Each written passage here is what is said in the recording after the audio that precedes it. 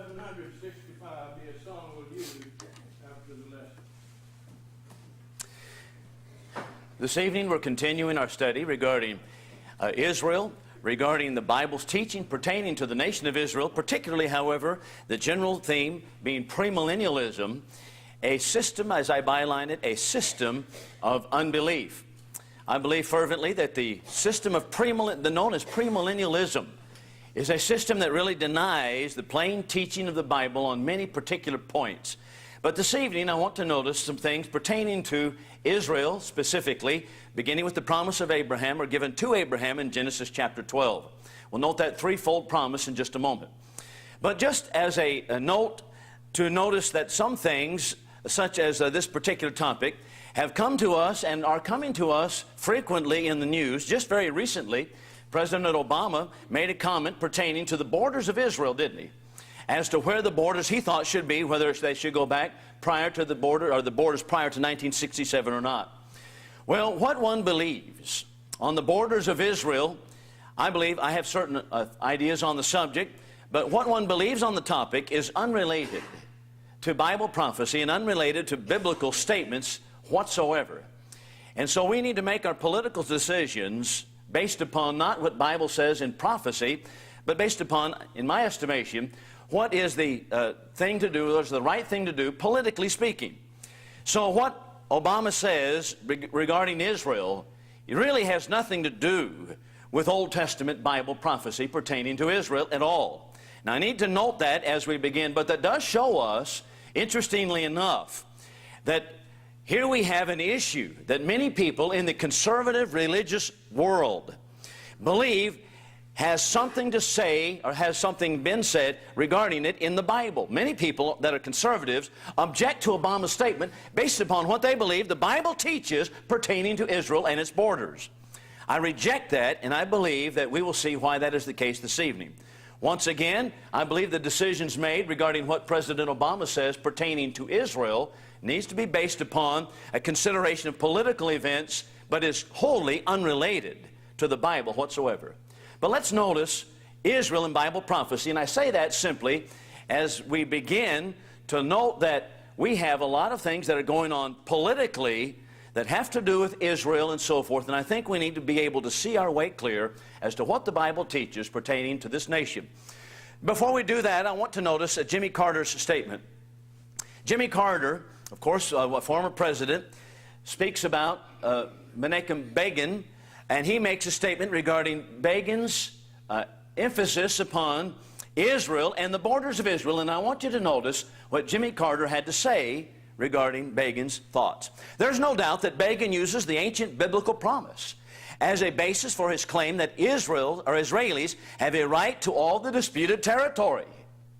He's talking about biblical concepts. Recently, he has expanded his area of boundary on both sides of the Jordan. He's not limiting his ambitions anymore to the Jordan River. He's interested in the east side of the Jordan. I've always disputed Begin's claim that this fulfills ancient prophecy. Begin says it fulfills ancient prophecy, and they're going to claim the land on the east side of the river. So here we have biblical prophecy having somewhat to do with the current world events. Isn't that interesting? I've never really gotten into an argument with Begin on theology or the New Covenant, but I've criticized him because he looks, well, that's the wrong one, but he looks upon Jews as a special people and sees the Palestinians as subhuman people. He sees no incompatibility in his religious claim and the deprivation of Palestinian rights to assemble peaceably, to have freedom of speech, the right to vote, and the right to hold property without being confiscated. Now he goes on to say this. This is the reason, because of Begin's claim, of course that's a past prime minister of Israel, this is the reason of the continued crisis in the Middle East. And I think it's one of the greatest obstacles to overcome. Whether this is an element of Begin's sincere religious belief, or whether it's a means by which he can lay claim to these disputed territories, I have no way to judge. End of quote. So what did President Carter say? He said that what is going on in the Middle East has somewhat to do with their claims to Bible prophecy. So it does have somewhat to do with current situations in the world. what does the Bible teach regarding ancient Israel? I want to notice a threefold promise to Abraham. This will be the outline that we will follow this evening. There's a threefold promise to Abraham, and here it is in Genesis chapter 12, verses 1 through 3. The threefold promise becomes a three-point outline for me. Boy, there's a good one. Three-point outline is exactly what I should be doing. 3 points, no more, no less. 3 points, and there it is. And it's right here in Genesis chapter 12, verses 1 through 3. So here's the statement from Genesis 1. Now Jehovah said unto Abram, Get thee out of thy country, and from thy kindred, and from thy father's house, unto the land that I will show thee. And I will make of thee a great nation. And I've highlighted in yellow there the nation promise. I will make of thee a great nation. And I will bless thee, and make thy name great, and be thou a blessing.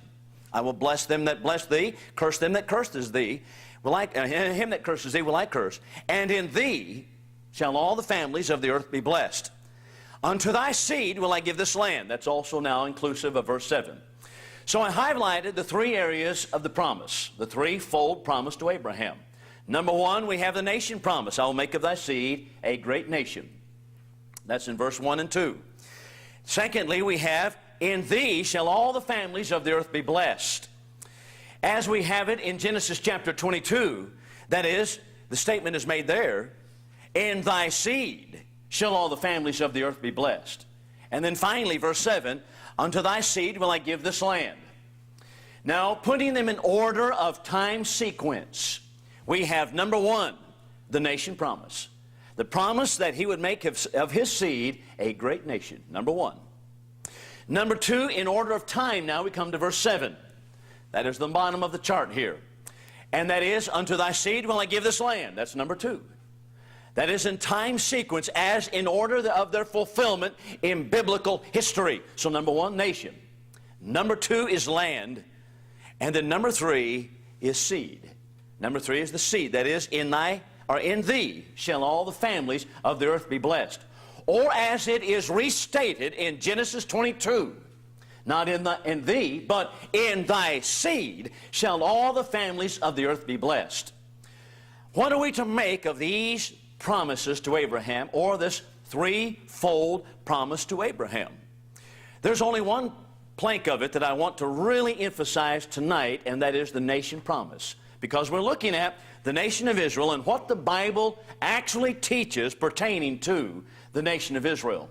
But we want to notice all 3 points, and so we begin, first of all, and here it is the outline, nation, then land, and seed. We first of all want to notice the nation promise. The nation promise was fulfilled in Exodus chapter 19. Coming to Mount Sinai, God said to Abraham, or God said rather to Moses, that he has made his nation, or has made his seed a great nation. He's made them a holy nation. That's the very wording of it. It is interesting to note also in Romans chapter 9, verses 6 and 7, that we have specifically pointed out that the promise would not come through Ishmael, one of the sons of Abraham, but it would come through Isaac. That would be the way the promise would come. So we have a nation promise fulfilled at Mount Sinai. Should we look into the future and try to see when that nation promise would be fulfilled? No. We would be amiss to so do, wouldn't we? Because the nation promise was fulfilled at Mount Sinai. Interestingly enough, as Israel stayed in captivity approximately 400 years, Egyptian captivity, or at least 400 years from the time that the promise was uttered to Abraham initially, until the time they came to Mount Sinai, they were in captivity in Egypt. And Egyptian captivity melted them together, squeezed them together, and made them a coherent nation. Prior to captivity, they were a family. After they came out of captivity, they were a nation. Prior to captivity, they were simply a scattered family. They had a coherence simply by blood, but they were not a nation. And when they came out as a great nation, and it was so announced in Exodus chapter 19 and verse 6. So the nation promise given to Abraham was fulfilled right here. As a matter of fact, I want to add this, that this is really a good outline of all Bible history. The threefold promise to Abraham. The nation, the land, and the seed promise. You can follow the nation, the land, and seed promise, and you have the entire scope of biblical history in its compass. That's exactly what we have. And so the first part of it is fulfilled right here at Mount Sinai. The question mark means, of course, it was not given through Ishmael. It did not come through Ishmael, but it came specifically through Isaac. So we have blood kinship coming down, and we have a nation promise. But now we have, number two, the second leg of the promise, and that is the land promise. Once again, Genesis chapter 12 and verse 7. We're already at point number 2. Isn't that a good note? Already at point number 2. You say, woo, I only have 3 to go. Or one more after this, only 3 altogether. We're already at point number 2. And that is, now we have the land promise. The land promise is spoken of in Genesis 12 and 7. Unto thy seed will I give this land. It is also spoken of in Genesis 15. In chapter 15, in the verses 8, we have the boundaries of Canaan given there. And that is from the river of Egypt all the way to the Euphrates River. They were to rule that land. They were to have that particular land. The question that we're asking is, was that promise fulfilled? Did God fulfill His promise to give that land, even the boundaries of it from the river of Egypt unto the Euphrates River? Was that promise fulfilled? What saith the Scripture? Not do what do some preachers say, or what do some want to suggest, and to say that, well, we never got the full land of Israel. What does the Bible say pertaining to the land promise? So let's see about the land promise. Number 1, I want to point out it was not the most important. It was not the most important. Why would I say this? Because premillennialists today take the promise given to Abraham, and they say, or at least they act as if, the land promise was the most important. And all it has to do with is going back to Israel in Jerusalem and being there in some so-called millennium period. As if that is the height of the promise. No, that was not the most important. How do we know? Number 1, why was it not the most important? Number 1, Abraham never received a foot of ground in his own person, did he? He didn't receive 1 foot of property in Canaan in his own life. Not 1. He had to buy the cave of Machpelah in which to bury his wife Sarah. He had to purchase it. He didn't own any of it. That's number 1. Secondly, we know it's not the most important because Israelites, when they died, they left the land. How can that be the most important part of the promise? When they die out of that promise, or out of that portion of the promise.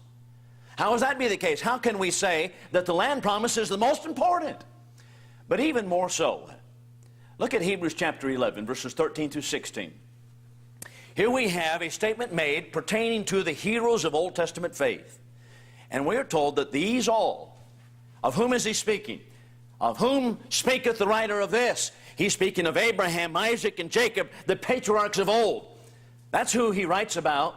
And he says, these all died in faith, not having received the promises, but having seen them and greeted them from afar, and having confessed that they were strangers and pilgrims upon the earth. For they that say such things make it manifest that they're seeking after a country of their own. If indeed they had been mindful of the country from which they went out, they would have had opportunity to return. But now they desire a better country, that is, the land of Canaan? No. That is, the land of Israel? No. That is a heavenly country, wherefore God is not ashamed of them to be called their God, for He has prepared for them a city. Here the passage explicitly tells us that the Old Testament heroes of faith died in faith, not having received the promises. He's speaking specifically of the land promise, as it goes on to show. They didn't receive it in their own person, but they were looking forward to a heavenly country. Isn't it sad, and isn't it startling that many people that wear the name Christian now want to say that the real promise is the land of Canaan, physically speaking, and that is the land to which we want to go? How can that be? Well, they're ignoring the real evidence of the Bible. The land promise, certainly, number 1, was not the most important. Number 2, it was fulfilled completely in Joshua's day.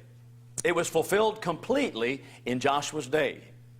The land promise was fulfilled. Joshua says in 1 and verses 1 through 6, unto the land, God speaking through Joshua, unto the land which I shall give them. The land promise was drawing nigh. But at the end of Joshua, or at the midst of Joshua, chapter 11, verse 23, we're told Joshua took the whole land. How much of it? All of the land, according to all that Jehovah spoke to him, or unto Moses, and Joshua gave it for an inheritance unto Israel to their divisions by their tribes. How much of the land was given in Joshua's day? He says, what's the word? The whole land. All of the land. And he divided it up amongst the Israelites. All of the land. What is left when all of the pie is eaten? None. None is left. That's exactly right. We have all of the land given. But even more so, look at Joshua 21, verses 43 through 45. This is stated in Joshua 21 and also Joshua chapter 23. Many people today deny the passage, the explicit statement of Scripture right here. They want to say, well, all of the land was not given. That we need to go to Palestine, or that we look for a physical kingdom in the future because all of the promise was not yet fulfilled. And that explicitly flies in the face of what Joshua says pertaining to the land promise. Hear him. He says, and the Lord gave, or this is the book of Joshua writing, as Joshua is about to go the way of all of the earth, the Lord gave unto Israel all of the land that he sware to give unto the fathers. Pretty plain, isn't it? He gave them all of the land. Every bit of it. Every foot of ground that he promised to give them, he gave it to them. That he promised to give to their fathers. Who would their fathers be? Abraham, Isaac, Jacob. They who did not receive it in their lifetime at all. Abraham, who had to buy a cave in which to bury his wife. He didn't have it in his own lifetime, but now the promise was about to come to pass, and it did come to pass in Joshua's day. And the Bible explicitly tells us in so many words, all of the land was given. All right? Then we have, and they possessed it, and they dwelt or lived in it. And the Lord gave them rest round about according to all that he sware unto the fathers. Now, just for emphasis, he underscores the whole point for you. There stood not a man of all of their enemies before them. The Lord delivered all of their enemies into their hand. What part of the promise did that fulfill? I will bless them that bless you, and those that curse you, them will I curse, or him will I curse. That's the part of the promise that's fulfilled already. That's already fulfilled. I've heard many people taking that part of the promise and saying, well, that means for us today that we need to bless Israel because God's going to bless us. No, here's the land promise, inclusive of that particular aspect of it, was fulfilled in Joshua's day. Then it says, there failed not aught. Aught is anything. Of any good thing which the Lord has spoken unto the house of Israel, all came to pass. Well, I tell you, that is so simple, so plain, so bold. How much of the land is left? Nothing. The promise was fulfilled by God in Joshua's day. How about 1 Kings chapter 4, verse 21? Some preachers say, well, how about the larger land of Canaan? How about all the way to the Euphrates River? How about all the way to the river of Egypt? That seems east and west, a little bit wider boundary. Here we're told in 1 Kings chapter 4, as well as other passages, regarding Solomon, Solomon reigned over all the kingdoms from the river unto the land of the Philistines. What's the river? From the river. The river is the Euphrates River. That's what's referred to in the text. Solomon reigned over all of the land from the Euphrates River unto the land of the Philistines, unto the border of Egypt. That's exactly what God had promised. That is all the encompassed land that God had promised. How about 1 Kings 8:56? Blessed is supposed to be, the Lord has given us rest unto his people Israel, according to all that he promised. There has failed not one word of his good promise. Who comes along and says that the promise was never completely fulfilled? Pre-millennialist preachers. Pre-millennialist preachers say that. Why? Because they want to hold out that there's still going to be something for Israel in the future. That's why. And they overlook the plain statements of Scripture. All right, let's notice Nehemiah chapter 9, verses 7 through 8. Just noting that all of the land was given. Here's Nehemiah. Nehemiah was amongst the number that came back from captivity.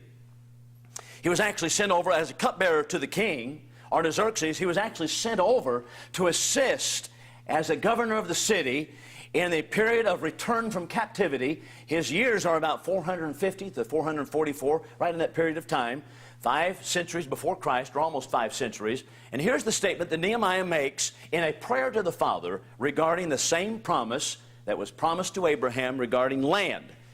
Thou art the Lord the God, or thou art the Lord the God, who didst choose Abram, brought him forth out of Ur of the Chaldees, gavest him the name of Abraham, and found his heart faithful before thee, and made a covenant with him to give the land of the Canaanites, the Hittites, the Amorites, the Perizzites, the Jebusites, the Girgashites, to give it, I say, to his seed, and you have performed your words. Did God perform his words? The Bible says he did. All of the land was given. How much is left? Nothing. Nothing is left as far as giving land to the nation of Israel. It was completely fulfilled. That brings us to the next point. The land promise was always conditional. We talked about a passage this morning in Romans chapter 11 that mentioned conditions. And thou, he says, if you remain faithful, or if you don't remain faithful, you will be cut off. That's Romans chapter 11, verse 22. Remember that? Behold the goodness and severity of God.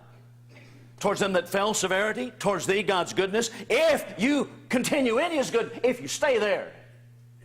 How about Israel? And they also, if they continue not in unbelief, shall be grafted. Is there a condition? If means a condition. The land promise was also conditional. Conditional. Based upon what? What condition? Faithfulness to God. Here it is. In many passages, so speak. Deuteronomy chapter 4.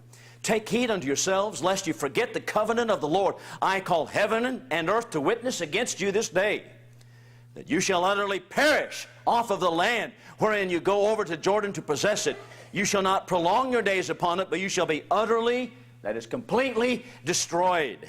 And the Lord shall scatter you among the nations, and you shall be left few in number among the heathen, whither the Lord shall lead you. If you don't remain faithful to God, he will drive you off of this land, and you will lose the possession that God gave you. Deuteronomy chapter 28, and all the book of Deuteronomy has these kinds of if statements in it. And these curses shall come upon thee, and shall pursue thee, overtake thee, till you be destroyed, because you did not hearken or listen unto the voice of Jehovah thy God, to keep his commandments, his statutes, which he commanded thee, and they shall be for a sign and a wonder, and upon your seed forever. Here we have an interesting statement. The curses will be upon you forever. What's interesting about that? Because people say, well, look over here in Genesis chapter 12. They will receive the land forever. Receiving the land, we talked about that last week. Well, the word forever simply means a time frame that doesn't give you the end of it, but we know that it had an end to it because, for example, the priests were to be priests forever according to Leviticus chapter 25. Circumcision, Genesis chapter 17, was to be a covenant, a sign of the covenant forever. But here's another point. Look at this one.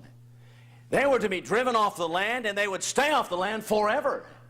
How can you have stay off the land forever and the land is theirs forever? How can both those fit? We have to recognize the usage that the Bible has of the word forever.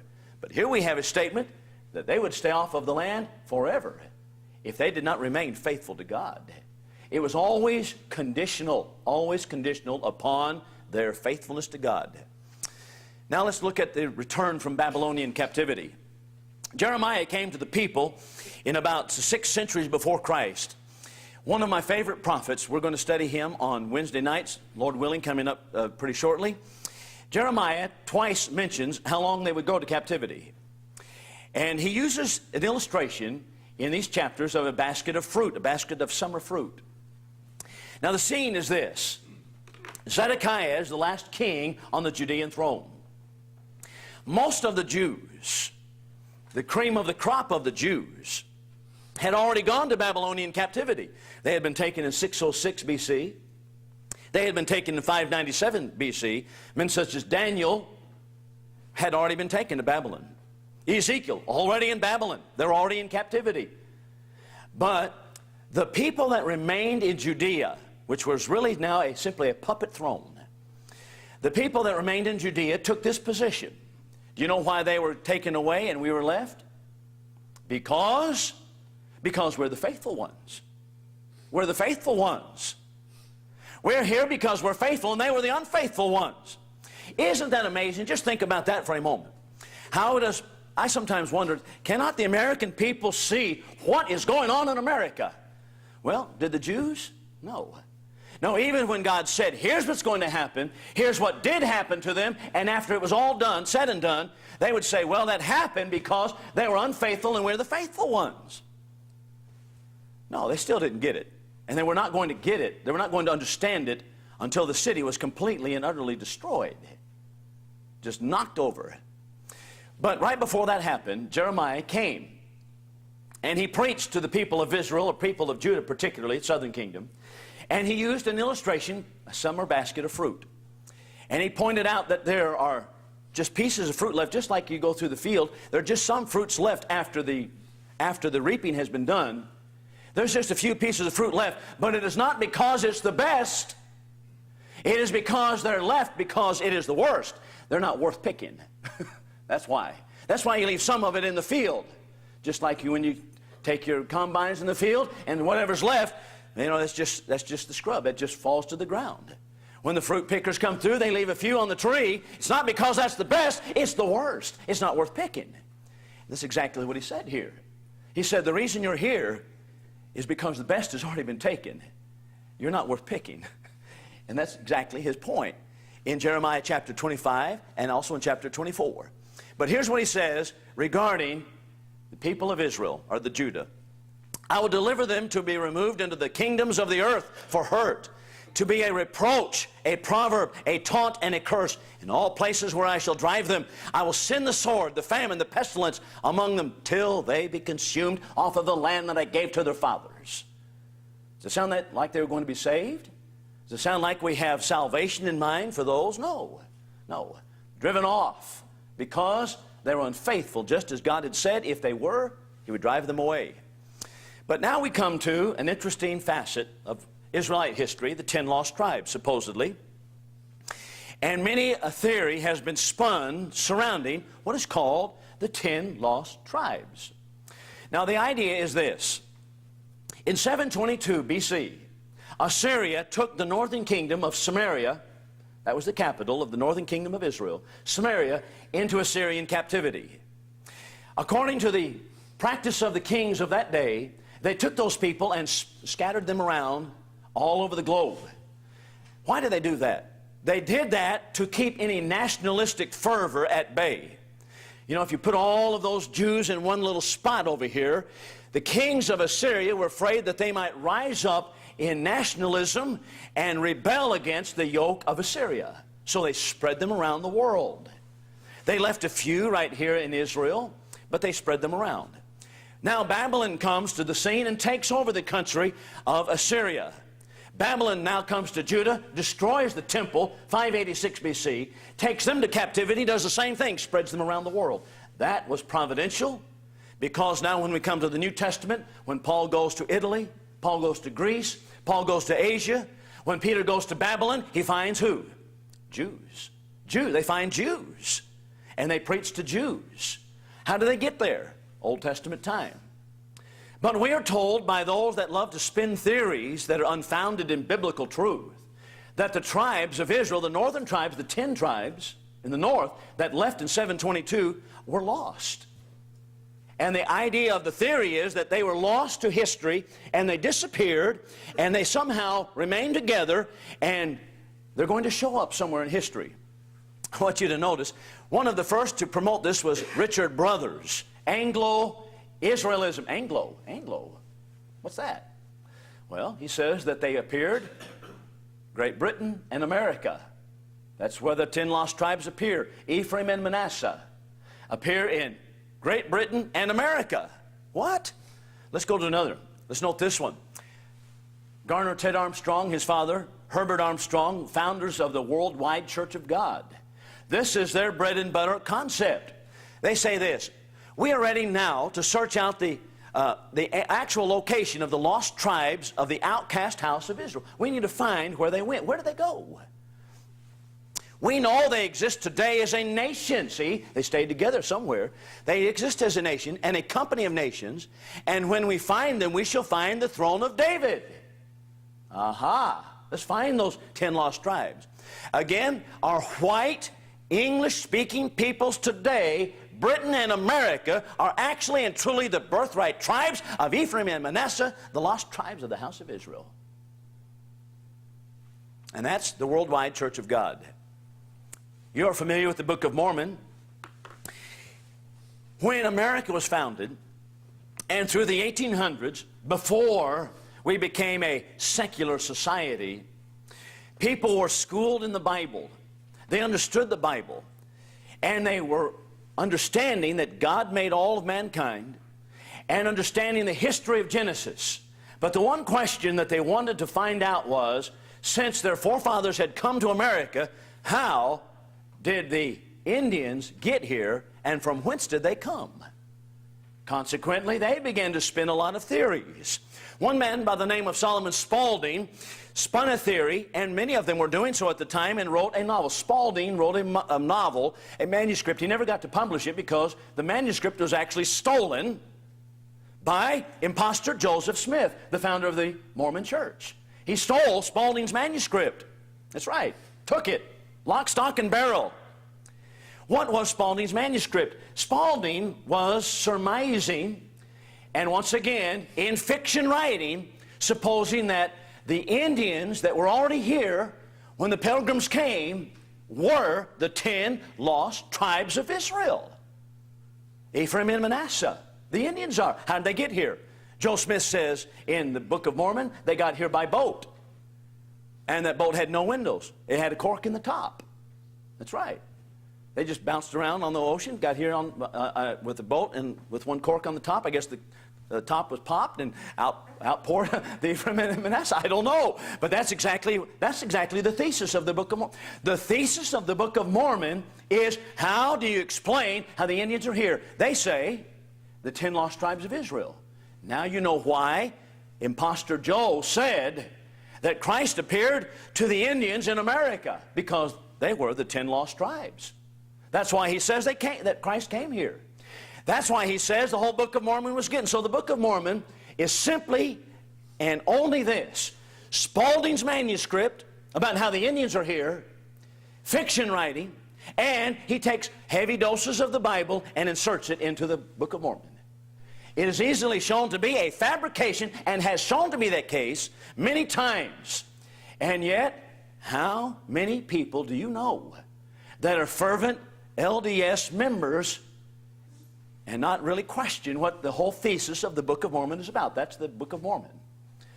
And the whole thing is based upon 10 lost tribes. That's what it's all about.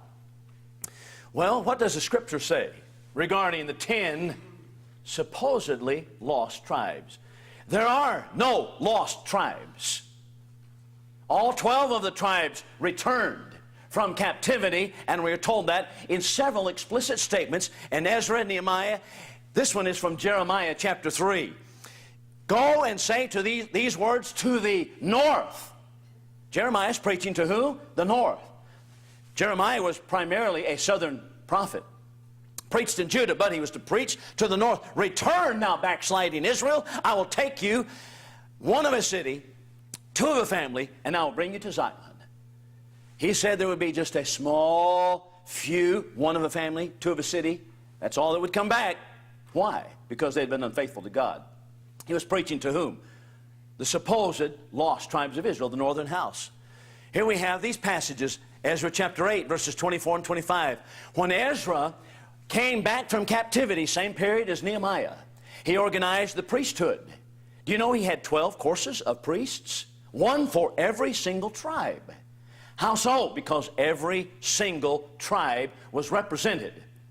As I mentioned a moment ago, Babylon overtook Assyria, and when the Jews came home, all 12 tribes came home, or representatives thereof. Some of them, many of them, stayed in the land of Babylon. Some of them had been scattered all to the four winds, Many of them had been lost to history. Many of them had intermarried with peoples of the lands, and they were no longer any Jewish, pure Jewish blood amongst them. But some of them came home, just as Jeremiah said, it would be a remnant, and some of them came back. But all 12 tribes are represented in Ezra, all 12. Isn't that amazing? Zechariah chapter 8, verse 13, he says, house of Israel and the house of Judah. Zechariah is preaching to both houses, the split kingdom. How about Acts chapter 2, verse 22 and verse 24? Peter announces, you men of Israel, calls them Israelites. Hear these words, Jesus of Nazareth. Look at Acts chapter 26 and verse 7. Here's a passage in which Paul is preaching before Agrippa, and he says it this way, our 12 tribes earnestly serving God night and day hope to attain. How many tribes did Paul say were serving God? 12. How many tribes were there? 12. All 12 tribes were back. Then we have the bottom of the chart, James chapter 1 verse 1. James writes to the 12 tribes of the dispersion. They were dispersed throughout the world. That is now Christian Jews who had become converted to Christ, Jewish Christians. And they represented how many tribes? 12 tribes. There are no lost tribes of Israel. No such thing in the Bible. That is a figment of people like Joel Smith's imagination. That is a figment of the imagination of many others, such as Richard Brothers' 10 Lost Tribes. That is a figment of Garner Ted Armstrong's imagination, that there are 10 lost tribes. And since there are no 10 lost tribes, there's no need to seek to find them, especially in Britain and in America. All right, furthermore, here we have, following the nation of Israel, it was fulfilled in history that they came back from captivity. Here's Ezekiel. Ezekiel says, Ezekiel, by the way, is in Babylon when he preaches. He says, I will take you from among the nations, gather you out of the countries, and will bring you to your own land. Out of how many nations? All of the nations. All of the nations. Why would that be the case? It was that way because Babylon ruled over the entire world, the known world at that time, and the edict was given by the king, you may go home. And so out of all the nations, not simply from Babylon, out of all the nations, Ezekiel says, whithersoever I have scattered you, you are going to go back.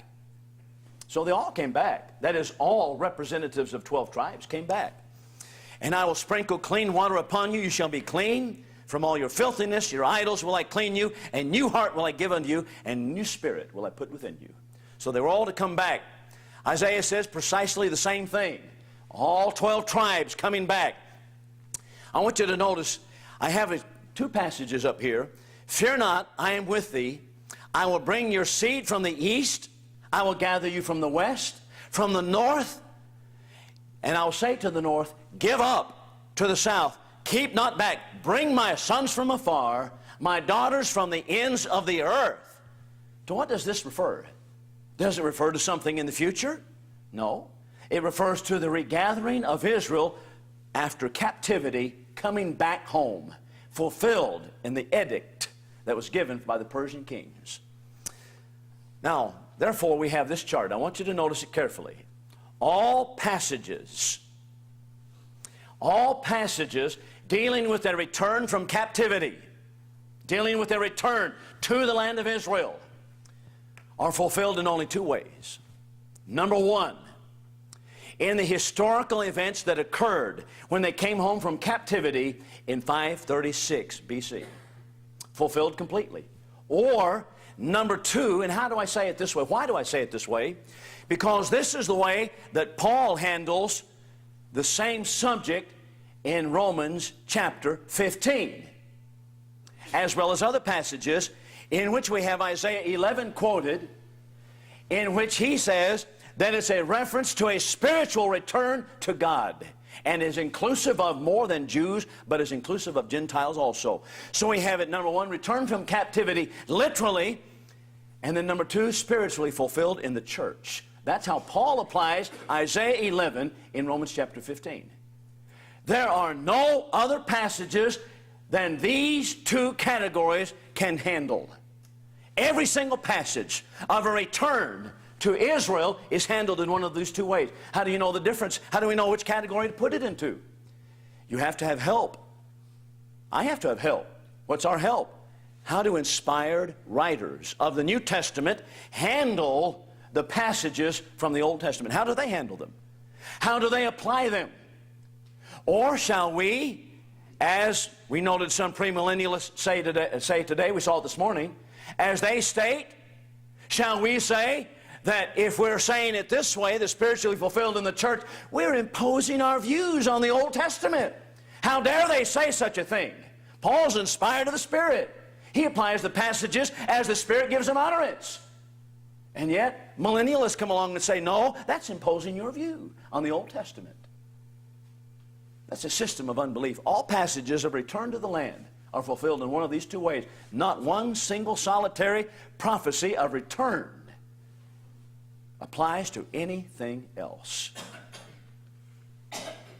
All right, here's something else I want to notice. Still thinking about the land of Israel, return from captivity, the land promise, the nation promise was already fulfilled. Now we have the land promise, still thinking about that land promise.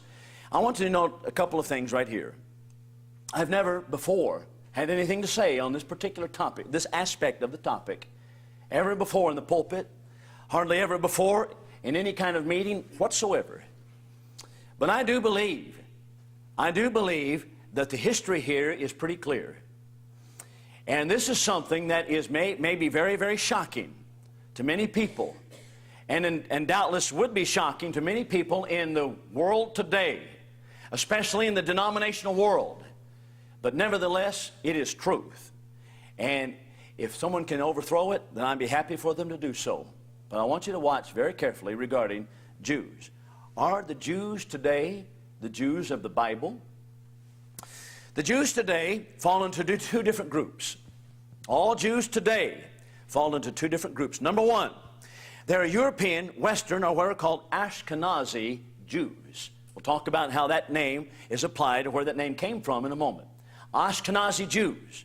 Number two, Asian or North African Jews. They are the Sephardi Jews. So we have Ashkenazi and Sephardi Jews, different kinds of Jews. As a matter of fact, John Bray, a Baptist preacher who passed away several years ago, who wrote prolifically on the subject, spent a lot of years in Israel, in Jerusalem, studying through the encyclopedias, upon whom I have leaned a lot for this information right here, as well as from a Jew by the name of Benjamin Friedman. I'll mention him in a moment. He says that when he speaks to Jews in Israel, he asks them whether they are Ashkenazi, Sephardi Jews. He says they know. They know all the difference. We don't know anything about it. That is, Americans don't, because we just think all Jews are Jews. Well, I want you to notice regarding Ashkenazi and Sephardi. Who are the Ashkenaz or Ashkenazi Jews? Ashkenaz is a man in Genesis 10 and 3. The family tree goes this way: Japheth, then Gomer, then Ashkenaz. Now, what is the significance of Japheth? Let's think back to Noah. Noah had 3 sons, right? 3 boys: Ham, Shem, Japheth. That's it. All families of the earth come through one of those 3. Ham, Shem, or Japheth. From which son came the Jews of biblical lineage?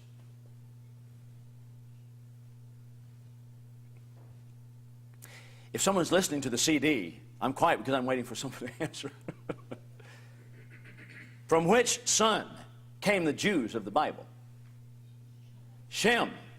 Shem. Ashkenaz is the grandson of Japheth. Well, what does that mean? How does this fit? Ashkenaz Jews, true racial Israelites, are from Shem, not Japheth. See, it was on the chart. So you thought, well, this is a difficult question. I had the answer in front of you. In the 12th century, they made up 6.7% of the Jews. By 1965, this is Ashkenaz Jews, they numbered 11 million, or 86%. Almost the total number of Jews today are Ashkenaz Jews. What does that mean? How does that work? What are Ashkenaz Jews? How is it that they come out of Japheth if all the Jews of the biblical lineage are to come out of Shem?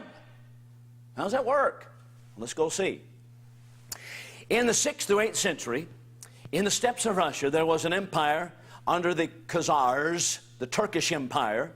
In 740, because of the ungodliness of the kingdom, because of the difficulties of the kingdom, they invited many Jews from the land of Palestine that had been left after the destruction of Israel, and now their descendants are there. They were actually Pharisees, by the way.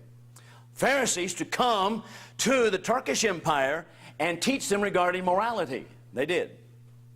They converted, many of them, whole groups of people, and they were known as Ashkenaz Jews. Why were they called Ashkenaz Jews? Because they were not bloodline Jews, were they? No, they're not bloodline Jews. Bloodline Jews comes from Shem. If you're a convert to Judaism, do you trace your lineage back to Shem? No. No, you don't. No, you're not in the Shem line. You're not a Jew by blood, you're a Jew by conversion. They converted all of these people, multitudes of people in the Khazar kingdom. And they were known as Ashkenaz Jews. That is out of the line of Japheth, okay? Now here's the statement from the Encyclopedia Britannica. You can look up in any encyclopedia. Now these are older encyclopedias. They may have cleansed it and scrubbed some of this material on it, but the fact is itself. There's the statement from the encyclopedia. Undisputed, unparalleled in the history of Central Eurasia, the story of this conversion of the Khazars had a considerable lasting impact on the Western world. They converted many of those people in the Khazar Empire to Judaism. Here's the Encyclopedia Americana. I have the volume number. We were a people, the Khazars were a people, probably of Finnic stock, who lived around the Caspian Sea from about 190 AD to 1100 AD. Many of them adopted the Jewish faith. Would they be bloodline Jews? No, no. From Jews who fled persecution at Constantinople, the Jews of modern Russia may have had a mixture of Khazar blood. What is that saying? Those that are Jews in Russia, they're not bloodline Jews at all. They come out of the Khazar Empire, what are called Ashkenaz Jews. That's the Encyclopedia Americana. Here's one. Someone says, well, how about the Jewish encyclopedia? Here's the Encyclopedia Judaica. You can't find this, as far as I know, online or anything. And John Bray, when he was in Israel, was able to go to the libraries there and study it. I had a professor at Harding Graduate named Jack Lewis. Jack Lewis took about 20, 25 trips over to Israel, had a sabbatical over there, spoke the Hebrew, was a Hebrew scholar, had 2 doctorate degrees, and he would spend time in the libraries there. But he would go to the libraries and be able to search out these kinds of books. This is from the Encyclopedia Judaica, which John Bray was able to research. And here's the statement right out of the Jewish Encyclopedia, or Judaic Encyclopedia. The presence of Jewish groups and impact of Jewish ideas on Eastern Europe were considerable during the Middle Ages. Groups have been mentioned as migrating to Central Europe from the East, or who have been referred to as Khazars, thus making it impossible to overlook the possibility that they originated from within the former Khazar Empire. Yea, verily. Even the Judaica Encyclopedia says that is the distinct possibility that they came out of the Khazars and are not bloodline Jews at all, the Jews today. They're not related to the Jews today. Here's the Jewish Encyclopedia, different encyclopedia. Khazars, and if you look it up, if you ever look it up online, it's going to be spelled sometimes differently, C-H-A-Z-A-R or K-A-Z-A-R. Khazars, a people of Turkish origin. What? Turkish origin. Jewish Encyclopedia, Turkish origin, whose life and history are interwoven with the very beginnings of the history of Jews in Persia. Khazars, non-bloodline Jews. Encyclopedia Americana, political Zionism, that's premillennialism, that's what we're talking about, emerged from Ashkenazi Jews, which led ultimately to the establishment of the State of Israel. Isn't that remarkable? The State of Israel today, the Zionist movement today, according to the encyclopedias, did not even arise in what is known as real Judaism, but Zionism, political Zionism, arose in the Khazar people, or Ashkenazi Jews, descendants of the Khazar people, not bloodline Jews at all. Added to that, many historians have said the same. You might look up these men, Arthur Kiesler, Max DeMont, Jacob Marcus. I have a manuscript in my possession by Benjamin Friedman, written in the 1950s. It's typed on one of those old typewriters. It's a lengthy manuscript, and it's called Facts or Facts. He is a Jew, Benjamin Friedman. He is a Jewish rabbi, And he says, and his main thesis is, Jesus is not a Jew. What? I thought when I saw that, what can he be talking about? What do you mean Jesus is not a Jew? His thesis is that what we know of as Jews today do not trace their origin to the Jews of the Bible. So when we say Jew today, we're actually talking about the Ashkenazi Jews, those that are converted out of Japheth's line. And Jesus was not one of those. He was a descendant of Shem. Isn't that interesting? Benjamin Friedman. So the majority of Jews today are Ashkenazi Jews. They're not bloodline Jews at all. So what does that mean? It means even if the land of Israel was promised to a future group of Jews, who are the Jews? No one even knows. They can't even trace their lineage. Why? In God's providence at AD 70, when Jerusalem was destroyed, all of the records are destroyed. Never before, never again to be revived. A person cannot show what tribe he belongs to any way whatsoever in the world today. They cannot show what tribe. Why? Because the records were completely destroyed. It cannot be done. But in order to reconvert, or reinstitute, I should say, Judaism, you have to have bloodlines. Why? Because to have Judaism, you have to have the tribe of Levi, the family of Kohath, serving as priests, but no one can show it today. It's gone in the providence of God forever. It cannot be shown again.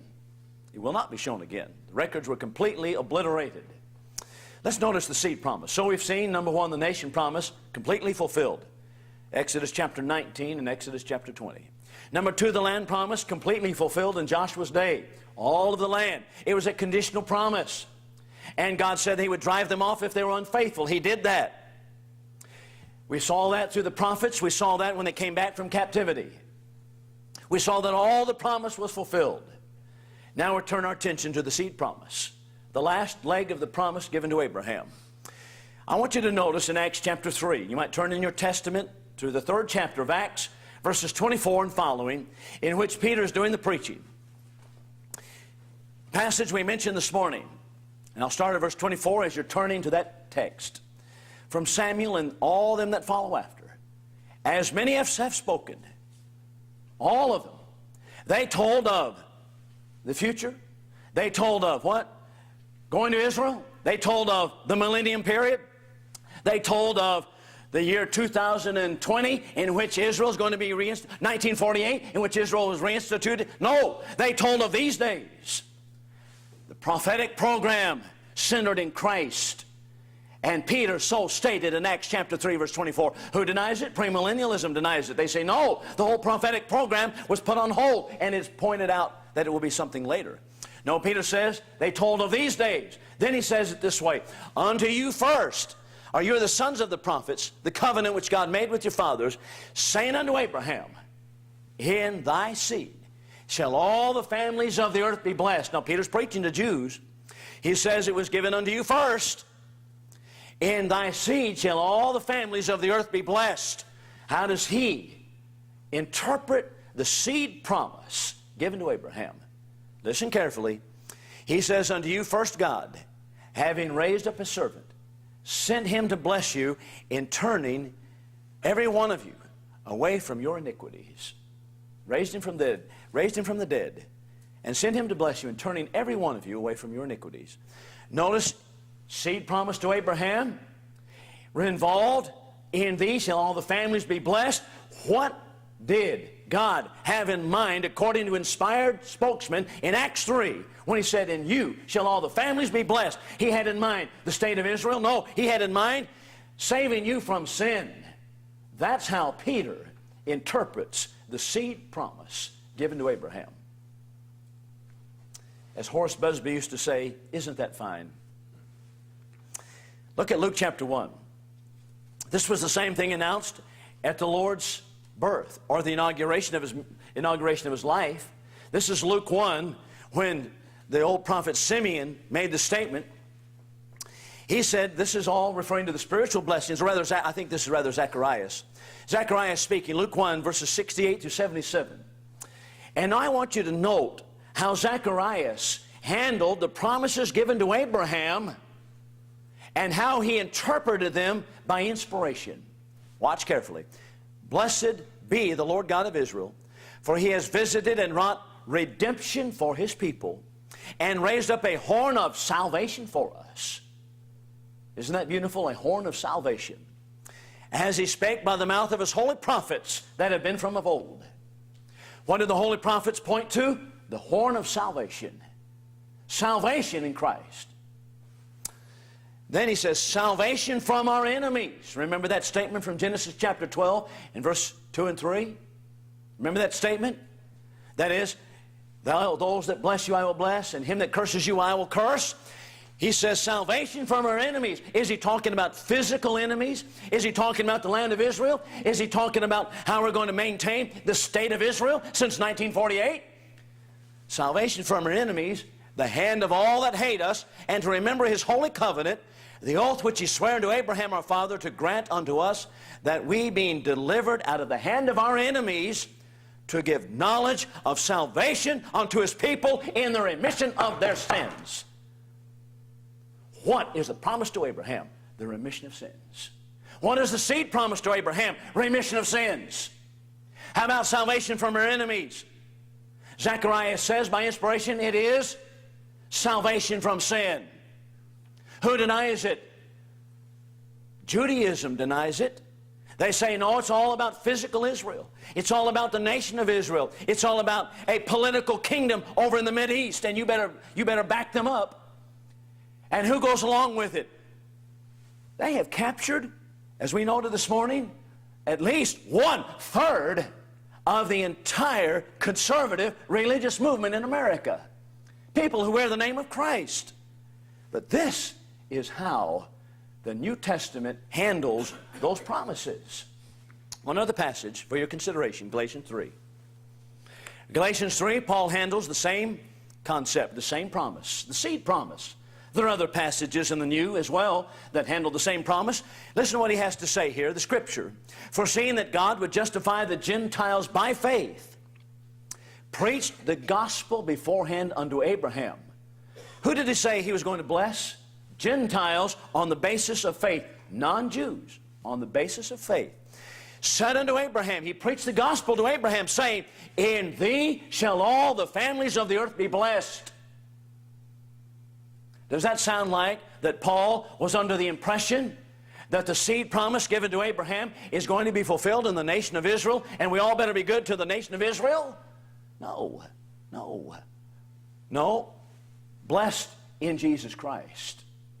Gentiles. So then they that are of faith, when he says of faith, that is those justified on the basis of faith, are blessed by the faithful Abraham.